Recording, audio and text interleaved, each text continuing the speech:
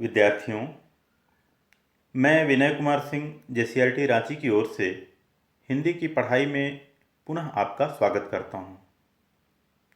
आपकी पाठ्यपुस्तक आरोह भाग 2 में संकलित कवि आलोक धनवा की कविता पतंग हम पढ़ेंगे।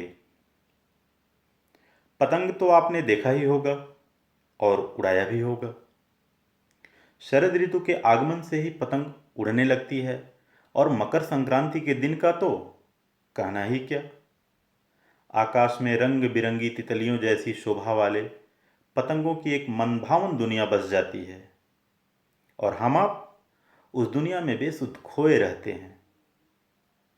इसी को आधार बनाकर कवि आलोक धनवा ने पतंग शीर्षक से एक लंबी कविता लिखी है, जिसका चुना हुआ अंश हम यहाँ पढ़ेंगे।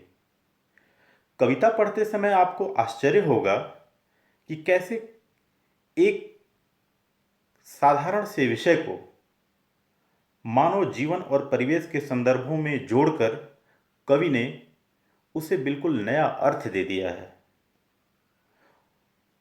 उसमें द्वंद्वात्मक संबंधों के बीच से प्याज की परत की तरह एक एक कर विभिन्न मुद्दे उभरने लगते हैं। कविता खुलती चली जाती है और हम उसके अर्थ में डूबते चले जाते हैं। नए नए विचार उमड़ने घुमड़ने लगते हैं। इन सब बातों को हम कविता में बखूबी देखेंगे। आइए उसके पहले हम कवि आलोक धनवा के विषय में जान लेते हैं। आलोक धनवा का जन्म बिहार के मुंगेर में सन 1948 ईस्वी में हुआ था और 1972 ईस्वी में उन्होंने अपनी पहली कविता जनता का आदमी लिखा। भागी हुई लड़कियां और ब्रूनो की बेटियां, इन दो कविताओं से उन्हें विशेष ख्याति मिली। उनका एकमात्र काव्य संग्रह है दुनिया रोज बनती है, जो सन 1998 ईस्वी में आया। इतना कम लिखकर इतनी ख्याति अर्जित करना कवि आलोक धनवा के नाम में लगे धनवा शब्द को सार्थक करता है। ये सामाजिक एवं सांस्कृतिक रुचि के कारण समाज कल्याण के विभिन्न कार्यक्रमों में एवं विभिन्न जन आंदोलनों से भी जुड़े रहे। धनवा जी ने जमशेदपुर में अध्ययन मंडलियों का संचालन किया और रंगकर्म तथा साहित्य पर कई राष्ट्रीय संस्थानों एवं विश्वविद्यालयों में अतिथि व्याख्याता के रूप में भागीदारी भी की। कविताओं में सामान्य व्यक्ति के जीवन को अभिव्यक्ति। उनकी कविताओं में मौजूद सामान्य व्यक्ति का जीवन, उसकी परिस्थितियां, उन परिस्थितियों से उपजा मनोभाव, उन मनोभावों को प्रकृति के संदर्भ में जोड़कर सूक्ष्म पड़ताल और फिर बिंब प्रधान सजीव भावाभिव्यक्ति कवि को अलग पहचान देते हैं। इस प्रकार उनकी कविताओं में सिर्फ समाज ही नहीं है, बल्कि प्रकृति भी है। उनकी कविता में मानव और प्रकृति के अन्योन्याश्रित संबंधों की हेलमेल है, तो उन्होंने प्रकृति एवं समाज दोनों का चित्रण किया है। भाषा उनकी भाव के अनुसार खड़ी बोली है, खड़ी बोली हिंदी है। साथ ही बिंबों की प्रधानता उनकी एक खास विशेषता है। दृश्य बिंब, श्रव्य बिंब, स्पर्श बिंब आदि बिंबों का गत्यात्मक एवं भावात्मक प्रयोग आलोक धनवा के काव्य शिल्प को अद्भुत सौंदर्य प्रदान करते हैं। इस बात को हम पतंग कविता में भी बखूबी देखेंगे जब उसकी व्याख्या पढ़ेंगे। इन्हें विभिन्न सम्मान से सम्मानित भी किया गया। इनको प्राप्त होने वाले सम्मानों में राहुल सम्मान, बिहार राष्ट्रभाषा का साहित्य सम्मान, बनारसी प्रसाद भोजपुरी सम्मान, पहल सम्मान, ये प्रमुख हैं। आइए अब हम पतंग कविता का संक्षिप्त परिचय प्राप्त कर लेते हैं।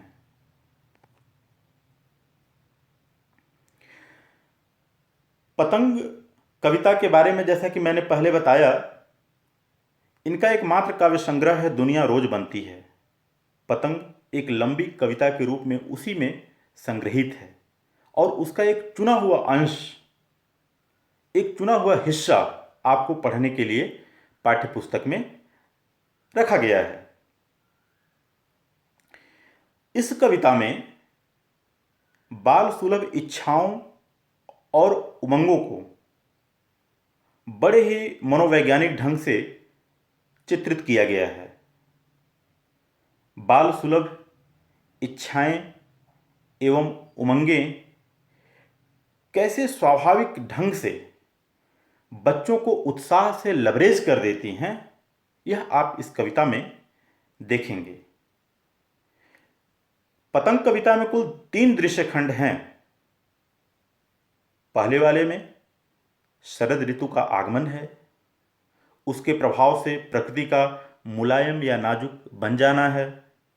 मानो प्रकृति बालकों के नाजुक और निश्चल हृदय के लिए अपने को तैयार कर रही है और फिर अपने चमकीले इशारों से उन्हें अपने आंगन में बुलाती है। बालक अपने कोमल और निर्दोष बालमन के साथ वहां पहुंच जाते हैं और फिर प्रकृति के प्रांगण में धरती की दुनिया के बालक स्वच्छ नीलाभ गगन में बनाने लगते हैं पतंगों की एक रंग बिरंगी अलग ही दुनिया। तो पहले खंड में शरद का आगमन और प्रकृति की मुलायमियत है, तो दूसरे खंड में बाल मन और पतंगों की रंगीन दुनिया है।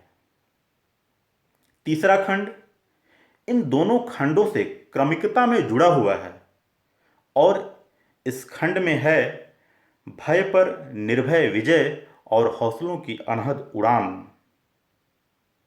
पतंगों की रंग बिरंगी दुनिया को रचने में उन बालकों को चोट भी लगती है, वे गिरते भी हैं पर डरते नहीं। भय पर निर्भय विजय के साथ और भी सज्ज होकर वे हौसलों की उड़ान भरते हैं।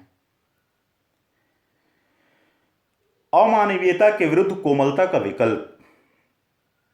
विद्यार्थियों, आज का युग घोर आर्थिक युग है। इस घोर आर्थिक युग में मानवता दुनियादारी के तनाव के बोझ के नीचे दबी हुई है। आदमी आदमी के रिश्ते मतलब और छल छद्म से अमानवीयता के स्तर पर पहुंच गए हैं। ऐसे में इन विपरीत परिस्थितियों में, इस माहौल में यह कविता बालकपन की जिंदगी की कोमलता का विकल्प प्रस्तुत करती है, जो प्रायः हर व्यक्ति जी कर गया होता है। हर व्यक्ति अपने बालपन की निश्चलता को, कोमलता को जी करके आज युवा है, प्रौढ़ है या वृद्ध है। तो ऐसे में यह कविता अमानवीयता के विरुद्ध कोमलता का एक विकल्प भी प्रस्तुत करती है। इसे हम कविता की व्याख्या के दौरान विस्तार के साथ पढ़ेंगे और समझेंगे। वहां पर यहां संघर्षों और चुनौतियों से हार के पश्चात का डर नहीं है, बल्कि संघर्षरत हौसलों की अनहद उड़ान है। यह कविता गद्यात्मक एवं भावात्मक बिंब विधानों से चुस्त दुरुस्त है। इसमें प्रयुक्त विशेषणों की स्वाभाविकता के कारण भी यह कविता मर्म स्पर्शी बन पड़ी है। इन दोनों बातों को, गद्यात्मक एवं भावात्मक बिंब विधान और विशेषणों की स्वाभाविकता को, हम कविता पढ़ते समय वहां जहां इनका प्रयोग किया गया है बड़ी बारीकी से समझते चलेंगे, कैसे वहां प्रयोग हुआ है।